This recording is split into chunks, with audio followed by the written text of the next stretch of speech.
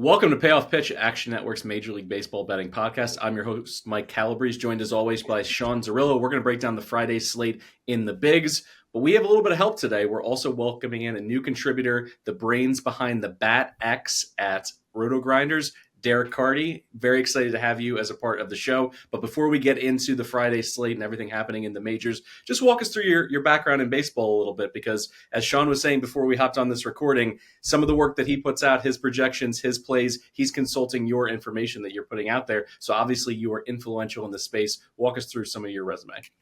Yeah, I love to hear that. I've been in the baseball analytics community for, I think it's close to 20 years now. Worked with all kind of the big sabermetric sites. Worked with a lot of really smart guys who are now making decisions for major league teams, working in front offices. Learned a lot of really good things, which kind of all goes into my projection system, the Bat X, which you might know if you look at Fangraphs ever. It's on all the player pages. I've been doing daily fantasy sports for the last 10 years, sports betting for the last 4 or 5.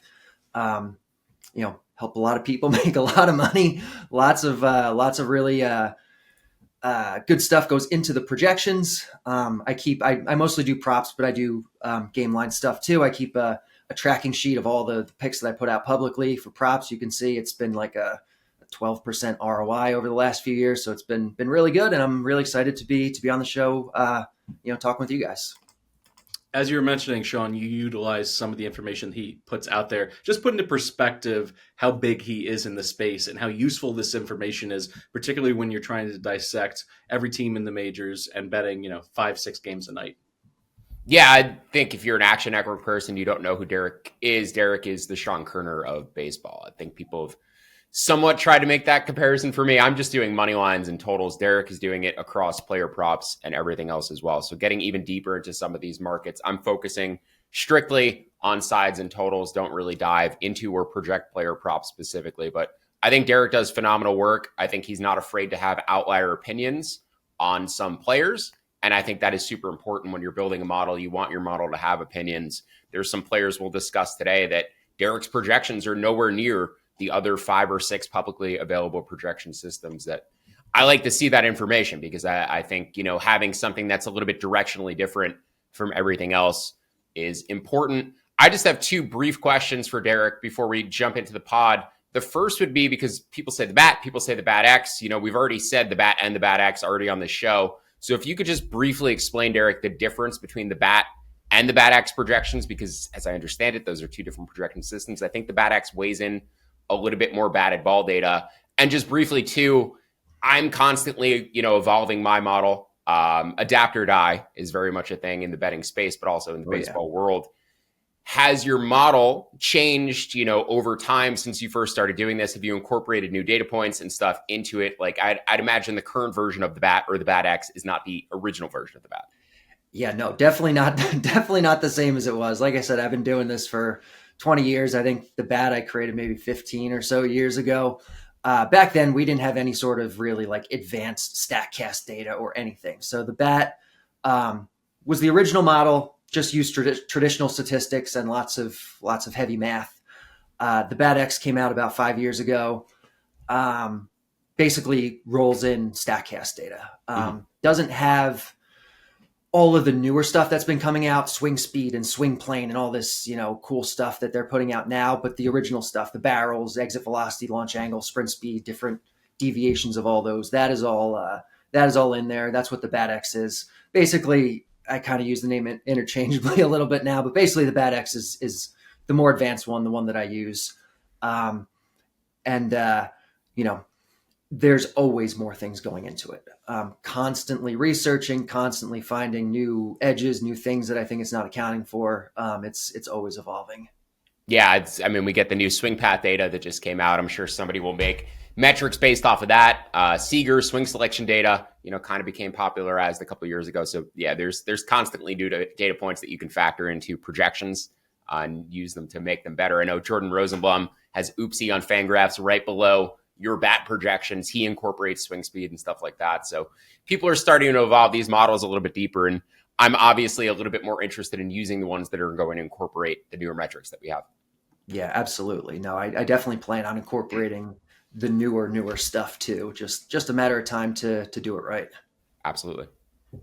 Before well, good we stuff. get into Thank you for joining the show. It's an absolute pleasure to have you here. I mean, if you made a word cloud for this show, the 4 or 5 years we've been doing this, the bat would certainly appear in big bold lettering alongside Mitch Keller and a couple other guys we've referenced consistently upon this show. So yeah, just happy to have you here and really provide some new interesting context for what we're doing. Yeah, no, thanks for having me. Love to be here.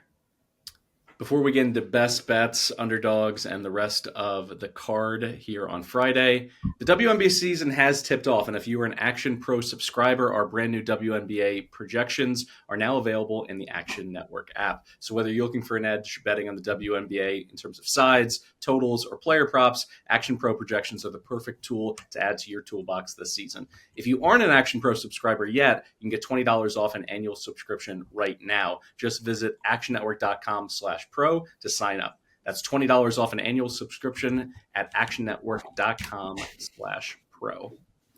All right, Friday, May 23rd. Let's get into your best bets. Sean, we are going to zero in on a Braves game first. They're going off at -140 out in the market with a total sitting at 7.5. The Braves have been a little snake bit in the past week, losers of 4 one-run games, but you can obviously see the trend line moving in the right direction after that horrific start to the season. They're sending Chris Sale to the hill, and the veteran lefty has looked locked in, averaging 9 Ks across his last 4 starts. You look at 2 key stats from him, strikeout percentage and hard hit percentage. In 2023, he graded out in the 88th percentile for Ks and 80th in hard hit balls. And during a rotten April, the start to this season, he was worse in both categories, but he's shaken off that slow start, much like the rest of the Braves, and he's mowing batters down now. He's up to the 90th percentile in both of those key statistics this season. Both offenses have been running hot coming into this one. What are you seeing in terms of the total in addition to the Braves on the money line? Yeah, it has to be Braves over 7.5 at this point in terms of a bet. Unfortunately, the money line came all the way up to where I projected it because I don't think the market had factored in Ronald Acuña Jr.'s return last night. Surprisingly, I mean, the information was out there by, 9 p.m. I bet this game after that information had already been released at -140. I make the game -145 without Acuña. Made it -170 with him back in. So my lineup people have not yet updated my projections. I'm not sure, what automated services other people use to have their lineups pull in. Maybe these services had just not updated Acuña for anybody. And as a result, nobody had bet the game yet, but I manually updated it, put Acuña in, made this -170, would bet Atlanta up to about -160. Unfortunately, it's gotten up to about -165. So if you cannot bet the money line, I think the alternative is to bet the over because my total jumps from 7.8 to 8.2 with Acuña in versus Acuña out. 77 degrees, 8-mile-an-hour winds blowing out at Truist Park tonight. Should play around a league average park.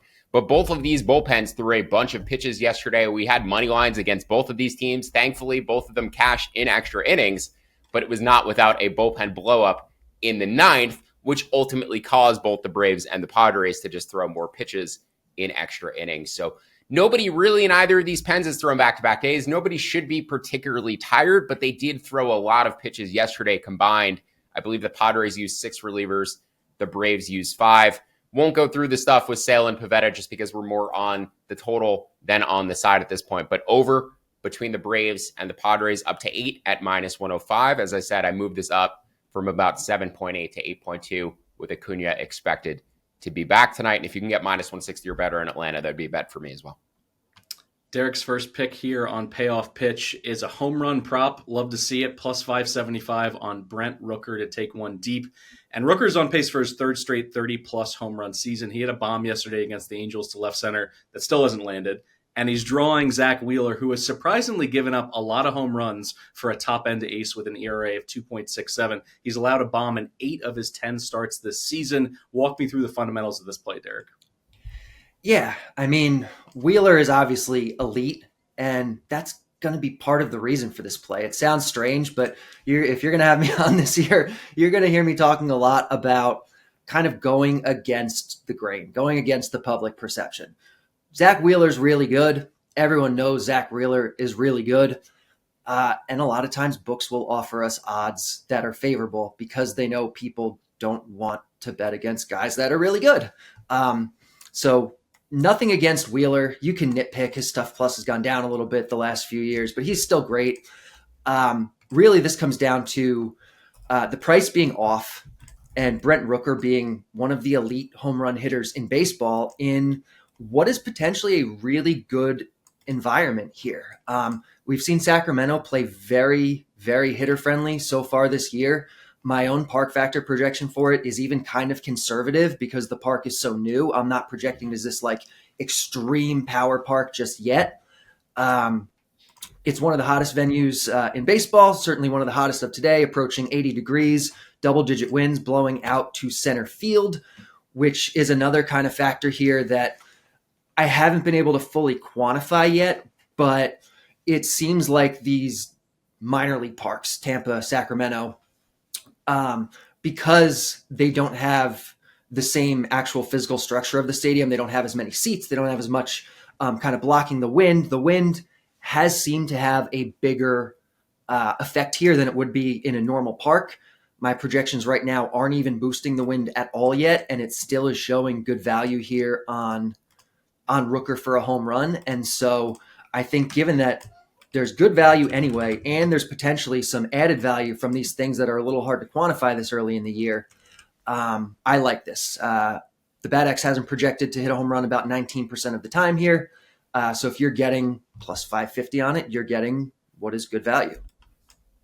Derek just did one of my favorite analytical points that I tend to do on this show as well, which is I already like this thing. I couldn't implement this adjustment. I'm not going to, but I could, but I didn't, but I could. So yeah, I love the potential adjustment that could be made that directionally is only going to help the bet that we're already on. Right. Yeah, the park in Sacramento has played insane offensively. It's actually been the home run factor. We analyzed this last week. The home run factor in Sacramento and Tampa are very similar. They're both like 12% above league average right now, but Tampa is suppressing doubles and triples.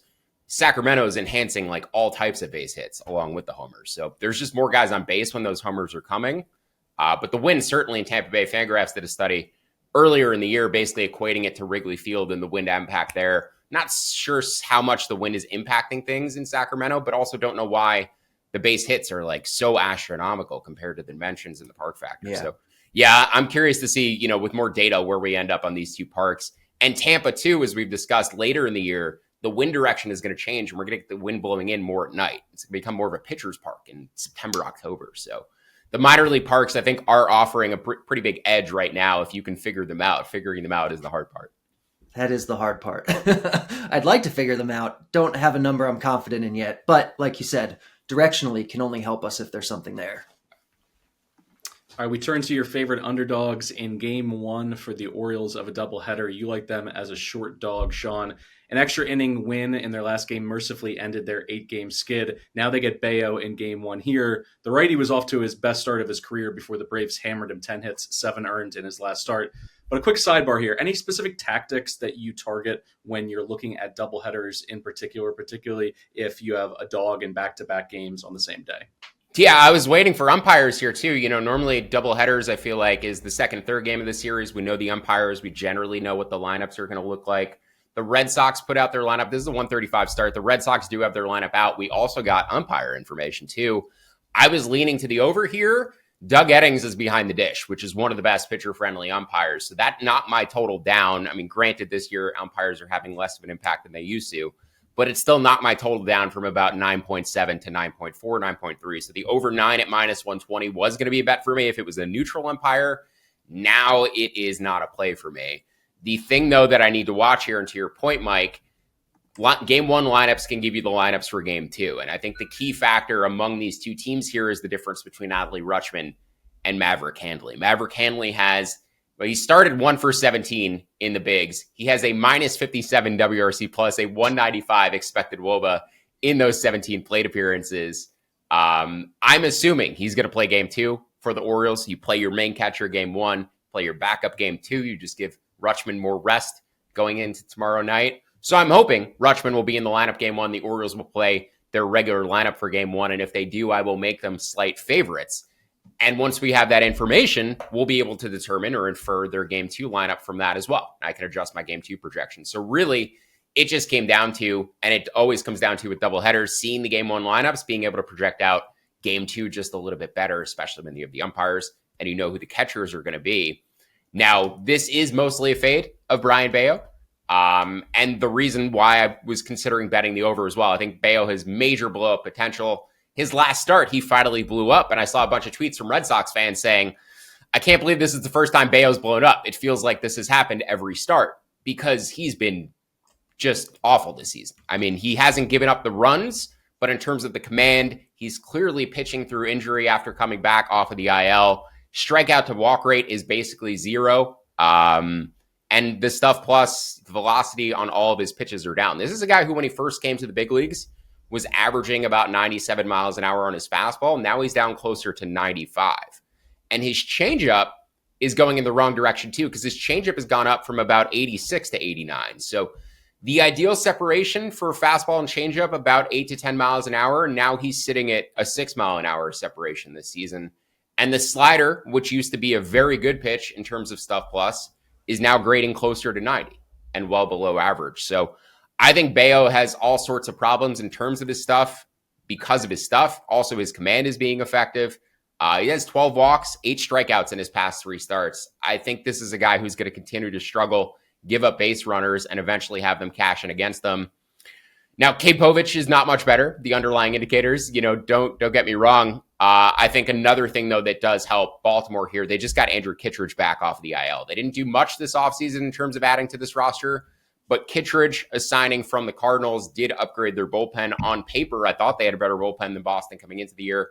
Boston's bullpen is pitched better, but I project these two teams pretty comparably in terms of reliever quality going forward. So I made Baltimore, as I said, slight favorites, assuming they play their A lineup. I made them about minus 105, would take them to plus 105, assuming everybody's in there. And then I'm off of the over, and I'll probably pass on game 2 as well, because I think I projected Hanley in for their game 2 lineup, and I basically aligned with the market. So unless something moves from this doubleheader, it's just going to be Orioles game 1 to plus 105. From the O's to the Fish, this is a real buy low underdog moment for Derek here. The Marlins are plus 130 in Anaheim against the Angels. This Marlins lineup has been shut out or held to 1 run in 3 of their last 5 games, and Kikuchi has been rock solid this month through 4 starts in the ERA of 2.38. So what's the angle here in terms of the Marlins making the 2,400-mile trek cross-country to play the Halos? The angle really is... it has to do with the recent performance. If there's one thing that we know that the public really likes, it's recent data. And if there's one thing that we know really doesn't matter that much, it's recent data. Marlins have been struggling. Obviously, they're not a good team anyway, but the Angels are coming off a 7-game win streak, including a sweep of the Dodgers. Everyone loves the Angels right now, it seems like. And so the value that we're being offered is on the Marlins side. Sandy Alcantara has been terrible of late, but you look under the hood, he's got the same stuff plus basically. His expected ERAs are half of his actual ERA. I think there's regression coming for him. I think there's regression coming the other way for the Angels. As much as I actually really loved the Angels coming into the year and thought they were underrated, it's almost kind of the opposite now, where they feel a little overrated. And so, yeah, I will take this. The BATX has it as a minus 117 fair price. So actually a small favorite for Miami. And we're getting them, at pretty good plus money. I feel like the Angels stole the A's mojo. The A's were getting like the divisional buzz a couple of weeks ago. People were getting excited about Sacramento, and the Angels go in there and sweep them. And it's like now the Angels are the buzz team. Trout coming back soon. So yeah, I agree. I think the win projection market, everybody kind of liked the Angels to go over in the preseason. Long shot odds to make the playoffs. There was value out there, and they've played pretty well. I mean, they made some upgrades to their roster, but just still not sure about the bullpen and them being able to get a wild card spot or the rotation depth. Their offense can hit. They've been league average even without Trout in there, but the pitching just seems not good enough. Let's look at the rest of your Friday card here, boys. There are 3 totals and 1 more dog. Let's start with the dog. Derek is on KC at plus 140 out in the market. A tough road swing for the Royals. They go from San Francisco back out to Minnesota, but you got to like Noah Cameron at this price. The new face in the Royals rotation is just 25 years old and has allowed all of 3 hits in his first 2 major league starts. Pablo, on the other side of this, is an equally stellar starter, and as of late, he kept the Royals off the scoreboard in his last outing against them. Anything else you like under the hood in this matchup? Yeah, Noah Cameron, I mean, legit prospect, good young pitcher. This seems mispriced to me. I have this, the BetX has it fair value at plus 113. We're getting it around plus 140. It kind of comes down to, well, public doesn't like bad teams. We are often given reason to bet them. The Royals are worse than the Twins, but not this much worse. I like this quite a bit. Anything from Pablo Lopez that you see that maybe it's a mirage in terms of his early season performance? Not really. I mean, Pablo's Pablo. He's the same guy year in and year out. He's good. He's not great. He is running a bit lucky this year. The BABIP is too low. The home run per fly ball is too low. So there is definitely some regression coming for him that is maybe factoring into the market price for this a little bit. It's not like I'm looking to, pick on Pablo. I don't think he's a bad pitcher, but he's not a 2.40 ERA pitcher either. He's, more like a 3.5, 4 ERA pitcher. So there's definitely that coming as part of this too. As I mentioned, we have 3 totals on the board. Let's get to some of Sean's. Under 8.5 in the Cubs-Reds. You're a brave bettor, Sean, because with the wind pushing out to left center in Cincinnati, they're welcoming in the highest scoring team in the NL. 63% of overs have cashed in Cubs games this year. And as you mentioned before we hopped on the recording, it's either them hanging a crooked number or their bullpen blowing up. But we got Hunter Green back on the bump after recovering from a groin injury. What are your expectations for him in terms of pitch count, how deep he goes in this game, and if he only goes 5 or 6 innings, do you have faith in that Reds bullpen, which has the 3rd lowest ERA in the NL, to slam the door shut on this lineup? Yeah, that's shocking that they have the 3rd lowest ERA in the NL. Both of these teams project as bottom 10 units by strikeout minus walk rate, expected FIP, but I think we're getting an elite starting pitching matchup here between Green and Matt Boyd. Boyd being the sneaky part of it. He put Cincinnati into their lesser split. We've been targeting Cincinnati with left-handed pitchers of late. Falter and Heaney in Pittsburgh both shut them down. There's about a 20-point gap between righties and lefties for Cincinnati. I'm not sure if that's going to sustain itself for the entire year. It seems doubtful. They were about equal righties and lefties last year, but I do think Matt Boyd is maybe a little bit underrated by the betting market. Last year, threw about the same number of starts as he's thrown this year, about 7 to 10 starts. But expected ERA has been around 3 the past 2 seasons. Expected FIP around 3.4 to 3.5. Strikeout minus walk rate around 19%, 20%. And his body ERA is better this year. It was 4.4 last year. It's 3.95. This year, he has good spin, good curveball slider, going to try to finesse you, but has good command with it. So I think Matt Boyd can shut down this Reds offense. The bigger question is Hunter Green and the groin injury, not rehabbing off of the groin injury, just coming right back into action. Is he 100%? We don't know. But assuming he is, Hunter Green has been phenomenal this season. His strikeout walk rate is up near 30%, which would rank among the best of starting pitchers. I mean, that ranks near where the elite level relief pitchers are once you start pushing 30% in terms of your strikeout minus walk rate. That's where Strider, DeGrom, they're in the mid-30s, and very few other guys can even get that high. But a 2.5 expected ERA for Green. All 3 of his pitches are grading out extremely well. 117 on the fastball, 146 on the slider, 112 on the splitter. So a fully optimized version of Hunter Green. Is he healthy? We don't know, but hopefully he is today. I made this total about 7.9. I would bet the under 8.5 down to minus 115. Unfortunately, we don't have umpires for this matchup, so my total may adjust a little bit as it gets closer to game time. But I think minus 115, a fine cutoff on the under 8.5. Unfortunately, below the key number here, so need both teams to stay under 3.5 runs.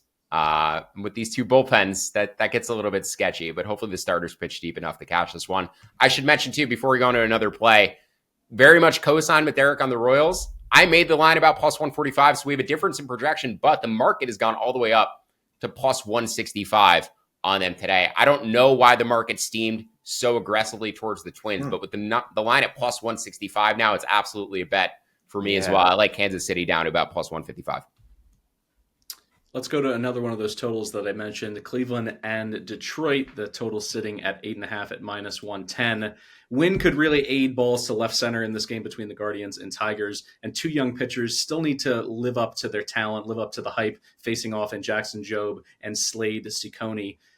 I mean, I'll just throw out this request to our producer, David. You got to hit me with an Arrested Development. Will it be a huge mistake to back Jobe in this spot? Or do you think one of these two pitchers, Derek, is going to finally have their best outing of the year and suppress some of these bats? You think a team with the ninth fewest runs in baseball and the luckiest offense in baseball in the Tigers are going to score 9 runs against a guy with the 100-mile-per-hour fastball? Come on. That's my best Jobe impression. I don't think I did very good. But hey, listen, these plays are illusions. They're not tricks. That's what horses do for money. Let's just hop back into your card and really lock in here on this total. So I like the under here. Jobe hasn't looked great this year, but the stuff is really good. And I think Ciccone is he's an okay pitcher. Like he's pretty solid. A lot of this comes down to, for me though, I think the Tigers are incredibly overrated. Like they're scoring the fifth most runs in baseball this year, and I have them projected as like an average offense if we're being nice. They are due for some regression. I am not buying what they're doing right now. And the Guardians, I wasn't really buying what they were doing last year. Their offense has been pretty, they've been bottom 10 this year, pretty mediocre. So I have this game projected 8.15 runs, fair price on this, on the under 8.5 should be about minus 138. So we're getting under 8.5, minus 110. This looks pretty good to me for a couple of offenses that I really don't think much of, and a couple of pitchers who are maybe better than people think. I make this 8.24. I added this under this morning. Hadn't even seen the sheet, so was delighted to open this up and see Derek was on this bet. So aligned on this one as well, just like we're aligned on Kansas City. So yeah, under 8.5 for me, to about minus 105. This last one in terms of a total is an over between the Dodgers and Mets. And it's my favorite one on your card, Sean, because Kershaw is back and he looked awful in his 2025 debut. 4 innings, 5 earned, 3 walks, only 2 Ks. He had serious command issues. He talked about it after the game. And given his reduced velocity in recent years, when he can't locate, he turns into a human pinata. So 8.5, I think, is ripe to fall in this spot. Walk me through the Dodgers and Mets, putting up some big numbers. This is also an Apple TV over game. Mike, you weren't hosting when we got the Apple TV introduced, Apple TV games introduced to our regular Friday payoff pitch episodes. But I feel like the first 20 Apple TV games all went over, and the Apple TV over thing very much became a thing. I haven't tracked it as recently, but we had a theory 2 years ago that they were sending juice balls to these Apple TV games. Considering in hindsight, we do know that MLB was using the Goldilocks baseballs and sending them to certain locations, like the Field of Dreams game, where Tim Anderson hit a 500 gajillion foot home run to walk off that game. It's possible that they were doing this. But that said, Kershaw was awful in his first start back. And I'm curious to get Derek's opinion here too, because the bat projections are way off on Kershaw from everybody else. The bat has a 4.75 ERA projection for Kershaw rest of the season. Oopsie, which incorporates a lot of batted ball data, has him at 4.14. Steamer has him at 4.03. Every other projection system has him between 3.78 and 4. I do not see that. I do not see how Kershaw pitches to a sub-4 ERA, given the stuff currently coming out of his hand. So the biggest difference in his first start back was the slider. The curveball still graded out above 100. The slider graded out at 91. He was at 106 last year, 119 for his career in terms of stuff plus. He didn't pitch all that well in his rehab starts either. 25 innings, 17 hits, 11 runs, 8 walks, 18 strikeouts, and obviously got lit up in that first start back. And a 12 expected ERA in that start, a body array of 544, 95 stuff plus, like across the board, extremely concerning signs for Clayton Kershaw. And you take into context too, all the pitching injuries the Dodgers have had, maybe they accelerated him a little bit in terms of bringing him back, given all the IL guys that they have right now. I think they have 15 pitchers on the IL. The Dodgers should be possibly prosecuted for like injuring and maiming their pitchers at this point. Please keep Paul Skeens away from there as well. My God, like do not need him getting hurt. So 2 top 10 offenses, obviously, I think the big thing here though is the late game situation. I expect runs from the Mets early against Kershaw, but late in the game, the Mets still do not have the lefties to match up with opposing offenses, and particularly a team like the Dodgers, who has 4 very good left-handed bats in their regular lineup. I've mentioned this previously, but since AJ Minter and Danny Young went down in late April for the Mets, they have had 132 plate appearances, their Mets bullpen, against other left-handed hitters. They have 23 walks and 22 strikeouts in those plate appearances. They've allowed an ERA of around 2. Their expected FIP is closer to 6 in those plate appearances. So I just think the Mets have run lucky against left-handed bats late in the game. They did add Jose Castillo to their bullpen, who his pitch modeling metrics grade well. He did not pitch well for Arizona this year, but he does give them a second left-handed option besides Genesis Cabrera. But regardless, I make this total about 9.15. The over 8.5 up to -117, -118, even 9 at plus money. Mets scoring early, Dodgers potentially scoring late. Get this one to 4-4, and let's get it over 8.5. All right, that'll do it for today's episode of Payoff Pitch. Thanks for tuning in. If you'd like to tail some of the bets that you heard from Sean or Derek in today's episode, look for the quick slip links in the episode description. And don't forget to download the free award-winning Action Network app and leave us a 5-star review wherever you listen to the podcast. Also, check out the Action Network Discord. There's a link to the episode, to the description, within the description of the episode. You can go directly to the Discord. Monday is Memorial Day, so we're going to take a day off, but then we'll be back on Tuesday. So keep an eye on the Action Network app, where there will be still many picks tracked throughout the weekend and on Monday in particular. We'll see you back here on Tuesday for more best bets, underdogs, and some of those prop bets that we get into from Grant. For Sean Zerillo and Derek Carty, I'm Mike Calabrese. Thanks for listening to Payoff Pitch, Action Network's Major League Baseball betting podcast, and best of luck with all your bets.